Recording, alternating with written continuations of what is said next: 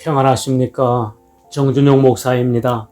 2023년 4월 25일 오늘의 말씀은 사무엘하 20장에서 22장까지입니다. 다윗의 보위는 하나님의 경륜을 이루기 위하여 세워져가는 나라를 위한 것이었습니다.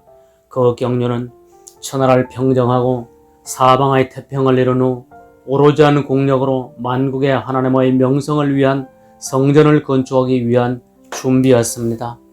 기본에서의 작은 전투등을 제외하고는 다윗의 나라는 거의 무혈로 국내 통일을 이루고 철장으로 질그릇 부수듯 천하평정을 향하여 연전연승하여 가던 중 내전으로 인하여 그 순조로운 진군이 멈추게 되었습니다. 내전이 종결되고 다시 이어지는 베냐민 사람 세바의 반역이 마무리 지으면서 나라는 다시 안정을 찾았습니다. 그러나 아직도 해결해야 할 일이 있다는 것을 성경은 우리에게 보이고 있습니다. 3년 동안이나 나라와 백성의 생존을 위협하는 기근이 나라 전역에 임하였습니다. 이는 곧 전 왕조의 사울왕의 실책인 하나님의 의를 생각하지 않은 민족주의적인 잘못된 열심으로 기브온 족속들에게 대한 사울과 그 집이 피를 흘린 사건 때문이었습니다. 기근을 위하여 기도하는 다윗에게 그 원인을 하나님께서 알게 하시어 조치를 취하게 하심으로 나라가 다시 안정되었습니다. 내전은 현왕인 다윗의 범죄로 인하여 발생되었고 기근은 전왕인 사울의 범죄로 인하여 발생되었습니다. 모두가 죄로 인하여 나라의 존망을 위협하였고 백성들의 고난은 커졌고 하나님의 경륜으로 향하는 역사는 그 진군이 지체되었던 것입니다. 이에 대한 정리들이 종료되자 비로소 마지막 남은 블레셋을 완전히 복속시키므로 다윗과 이스라엘은 천하평정도 종결하게 되었음을 사무엘하 21장에서 보이고 있습니다. 일찍이 그들 조상들이 가나안 정벌전 때에 아간의 죄로 인하여 아이성 전투에서 패함으로 더 이상 진군이 불가하였고 그 죄를 해결함으로 다시 승리의 진군이 계속된 역사와 동일한 패턴이었습니다. 이스라엘 나라의 역사에서 하나님의 나라를 건설함에 있어서 보여주는 것은 하나님의 허락하심과 그 백성들의 헌신으로 인함이라는 것입니다. 이 역사는 하나님께서 전능의 손길로 도우심으로 순조롭고 형통하게 진행이 됩니다. 그러나 그 순조로운 진군을 막는 것은 겉으로는 대적이나 어려운 상황이었지만 그 내면은 죄로 인함이었다는 것입니다. 죄의 문제가 아니고는 어느 누구 어느 무엇도 하나님의 백성들의 진군을 막을 것이 없다는 것입니다. 이에 대하여 천하평정을 마무리 짓고 난 후에 다윗의 고백이 사무엘하 22장입니다. 그 내용인즉 하나님께서 다윗을 철저하게 안전하게 지키신다는 것, 자기가 감당할 수 없는 대적들이 그를 위협할 때에 하나님께 호소하자 하나님께서 크게 진노하사 그 돕는 손길이 어찌나 큰지 마치 하늘과 땅의 모든 것을 동원하시는 것과도 같은 하나님의 크신 자비하심과 권능이 자기를 위하여 펼쳐졌다는 것입니다. 이 하나님께서 자신을 능하게 하시어 대적에게 승리하게 하시고 지극히 영광스럽게 하시는데 이는 자기가 범죄를 피하고 하나님을 떠나지 아니하였다는 것입니다. 사무엘하는 다윗의 나라가 세워지고 완성되어 가는 것을 보이는 기록입니다.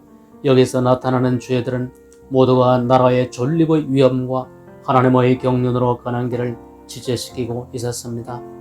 첫째, 요압이 군대 장관인 아브넬을 살해함으로 통일로 가는 길이 무려 5년이나 지체되었고, 둘째, 다윗과 암논의 범죄는 압살롬의 범죄로 이어졌고 그 웅분의 대가가 다윗의 집의 통곡과 나라의 백성들의 처절한 고난으로 이어졌고 천하평정으로 가는 길도 또한 지체가 되었습니다.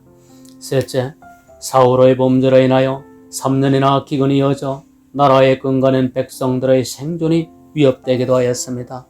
마지막으로 다윗의 인구조사 범죄는 겉으로 큰 헌신과 온갖 시련을 겪으면서 세워놓은 그 나라가 여지없이 무너질 만한 사건이 되었습니다. 이와 같이 성도의 삶에도 가정에도 교회에도 사업에도 하나님의 허락하심이 있으시며 그분의 개입하시는 도움이 있으시나 죄로 인해서 하나님의 도우시는 손길이 차단되어 형통하지 못하게 되는 동일한 패턴이 있다는 것입니다. 혹 여러분들 중에 신약시대는 은혜의 시대이니 구약의 패턴과 같지 않을 것이라고 반문하시는 분이 계실 줄 모르겠습니다. 그러나 신약에서도 우리가 이 패턴을 피하여 갈 수가 없는 말씀들이 있습니다. 고린도전서 11장 30절에서 이러므로 너희 중에 약한 자와 병든 자가 많고 잠자는 자도 적지 아니하리라고 하신 대로 신약에서도 범죄에 따른 이 땅에서의 심판이 있으시다는 것입니다.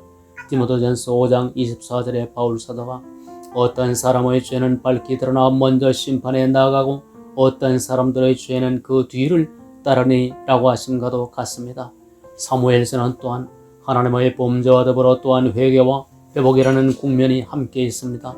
이러한 진리로 볼진대 만일 여호수아가 아간의 죄를 미리 알았더라면 해결을 하고 전투에 임하여 아이성의 전투에서 패하지 않았을 것입니다. 이 교훈은 후일 그리스도인으로 하여금 그리스도께서 지적하시는 죄를 알려주시기를 구하고 회개함으로 미리 패인을 제거하고 성령의 역사로 승리하게 하는 것입니다. 요한일서 1장 9절에서 만일 우리가 우리 죄를 자백하면 저는 미쁘시고 의로우사 우리 죄를 사하시며 우리를 모든 불의에서 깨끗게 하실 것이오라고 하심과도 같습니다. 그러면 다시 성령의 충만함으로 승리하게 될 것입니다.